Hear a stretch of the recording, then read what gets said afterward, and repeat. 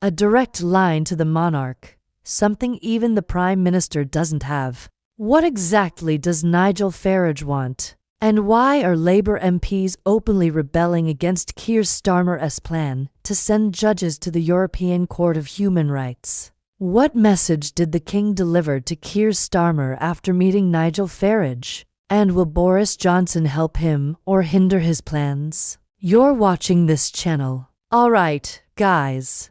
So what's happening here? Well, it is safe to say that we've left the realm of wild speculation and entered a zone where things are visibly unfolding. There's been a significant development in Westminster, that's for sure. But before we discuss that, let me take you back to last week when Nigel Farage, who'd been relatively quiet on the Brexit front, suddenly sprang into action. Right when Keir Starmer was navigating a covert deal with the EU, Farage dropped a bombshell, revealing the content of Starmer's secret talks, which included provisions for EU judges to override UK court rulings in certain cases. This move shook up Westminster as many saw it as a dangerous concession that would undermine British sovereignty. In a clear display of his political prowess, Farage didn't stop at stirring the pot.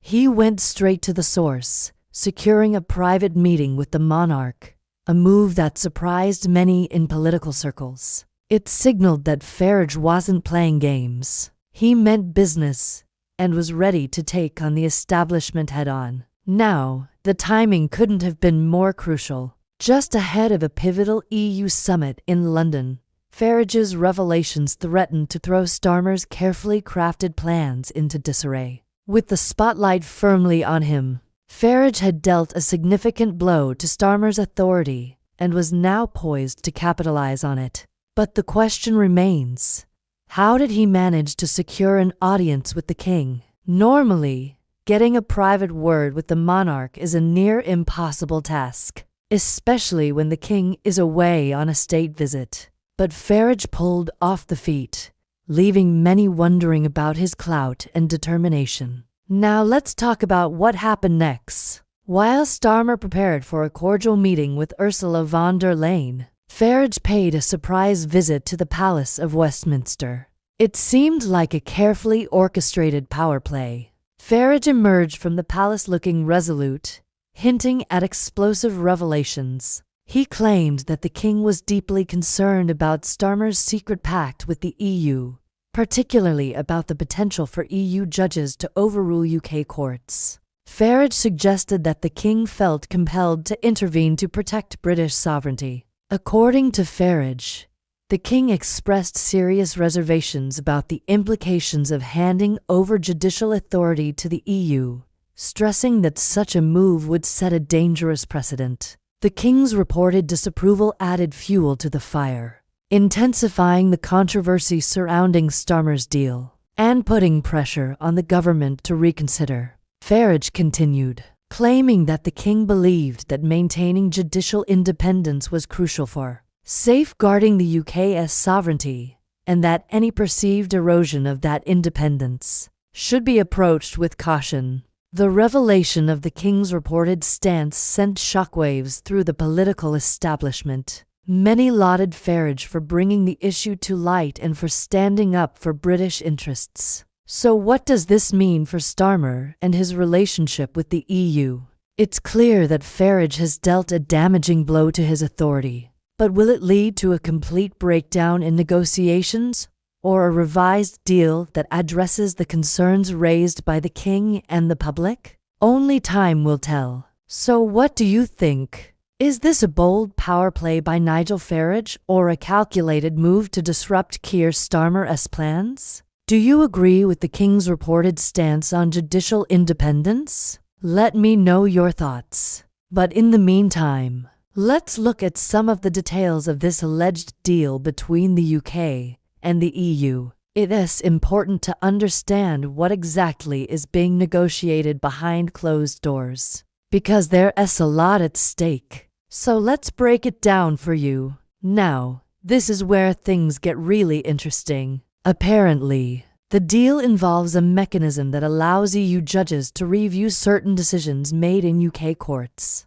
This has raised eyebrows as it could potentially undermine the UK's judicial sovereignty. Critics argue that such a move would be a step backward and could open the floodgates for EU interference in domestic affairs.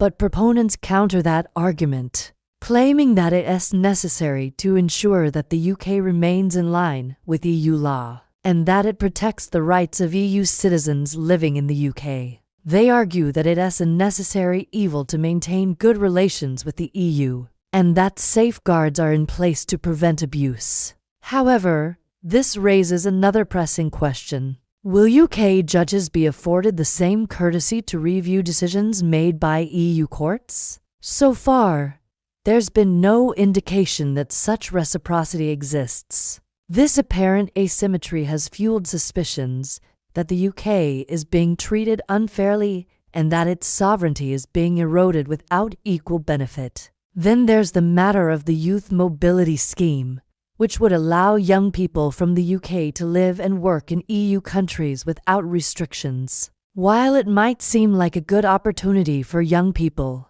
critics argue that it is a Trojan horse that could eventually lead to a relaxation of immigration rules and a shift away from the UK's post-Brexit goal of reducing immigration. Proponents counter that it is a pragmatic move that helps maintain close ties with the EU, and that it is not a permanent measure, but a temporary one that can be reviewed and adjusted as needed.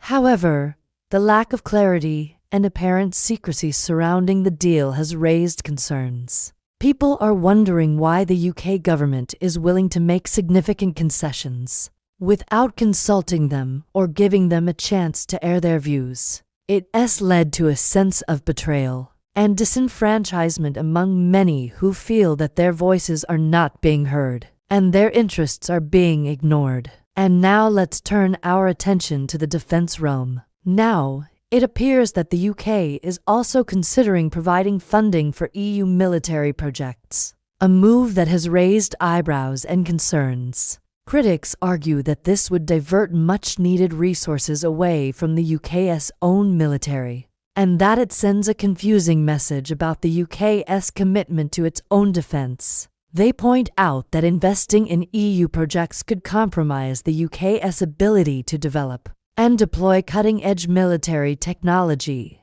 and could leave the country vulnerable in the face of growing global threats. Conversely, proponents of the move argue that it is a necessary investment to maintain the UK's position as a global player, and that it is a sensible way to pool resources with EU partners to address shared security challenges. They emphasize the importance of interoperability with EU militaries, particularly in light of the war in Ukraine, and argued that investing in EU projects can help deter potential adversaries and promote stability across the continent. As always, though, the devil is in the details. How much funding is being considered? How will the money be spent? And what oversight mechanisms are in place to ensure that the UK's interests are protected? Without clear answers to these questions, it's difficult to assess the wisdom of the move. Some have accused the government of acting hastily and without proper scrutiny, raising concerns about the long-term implications for the UK's defense capabilities and national security. Now, amidst this uncertainty and debate, one thing is clear: the impact of this alleged deal between the UK and the EU is rippling far and wide. From the courts to the streets, from the battlefield to the boardroom, the ramifications are being felt across all sectors of society. Now, it remains to be seen how the UK will navigate these complex issues and strike the right balance between its desire to forge closer ties with the EU and its need to protect its own national sovereignty. One thing is for sure: the road ahead is fraught with challenges, and decisions will be made that will shape the UK's future for years to come. So stay tuned, because we'll be keeping a close eye on this developing story. It's imperative to acknowledge the opposing viewpoints in this debate, to present a balanced perspective. While there are valid arguments for maintaining close ties with the EU, such as continued economic integration and access to the single market. It's equally important to recognize the concerns surrounding the erosion of British sovereignty by allowing EU judges to potentially overturn UK court rulings. Critics argue that the UK risks losing its judicial independence and setting a dangerous precedent for other areas of policymaking. Proponents of a closer relationship with the EU often cite the benefits of continued cooperation in areas such as trade, investment, and security. However, it is essential to consider the concerns of those who believe that such cooperation comes at too high a cost to the UK's sovereignty and autonomy. Ultimately, finding the right balance between cooperation and sovereignty is a delicate act that requires careful consideration of the potential risks and benefits of any agreement, and that is something that politicians and policymakers must grapple with as they seek to forge a new path for the UK in the post-Brexit era. And that's it for today. We hope you found this video informative and enjoyed the analysis. Please don't forget to like this video and subscribe to stay updated with our latest content. Your feedback is invaluable and helps us improve our content. Thanks for watching. We'll catch you in the next one.